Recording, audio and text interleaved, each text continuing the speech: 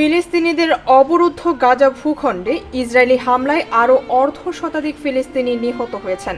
অবরুদ্ধ এই উপত্যকা জুড়ে দখলদার বাহিনীর বর্বর হামলা অব্যাহত রয়েছে এবং এরই মধ্যে একদিনে আরও অর্ধ শতাধিক মানুষের প্রাণহানির ঘটনা ঘটল।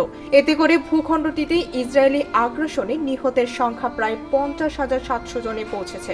সোমবার এই তথ্য জানিয়েছে সংবাদ মাধ্যম আল জাজিরা।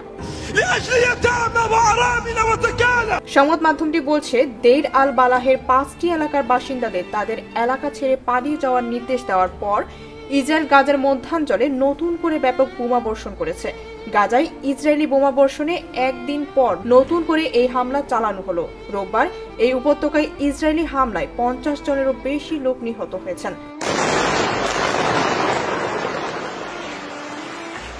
আইন জালুদ স্কুলের কাছে একটি বাড়িতে ইসরায়েলি যুদ্ধ বিমান হামলায় আরও 2 জন নিহত এবং বেশ কয়েকজন আহত হয়েছেন। সূত্র জানিয়েছে, উত্তর গাজা উপত্যকার জাবালিয়া সালাম পাড়ায়ও কামানের গোলাবর্ষণে আরও 4 জন নিহত হয়েছেন।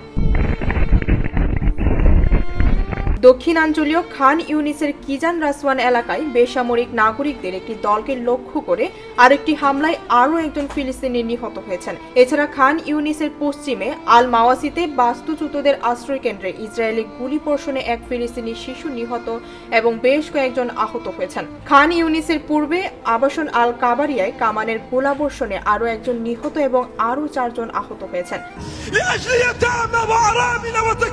গত সপ্তাহে ইসরায়েলি প্রধানমন্ত্রী বেনিয়ামিন নেতানিয়াহু মার্কিন প্রেসিডেন্ট ডোনাল্ড ট্রাম্পকে গাজা ভূখণ্ড থেকে ফিলিস্তিনিদের উচ্ছেদের পরিকল্পনা বাস্তবায়নের প্রচেষ্টা চলাকালীন গাজার উপর আক্রমণ আরও বাড়ানোর প্রতিশ্রুতি দিয়েছিলেন।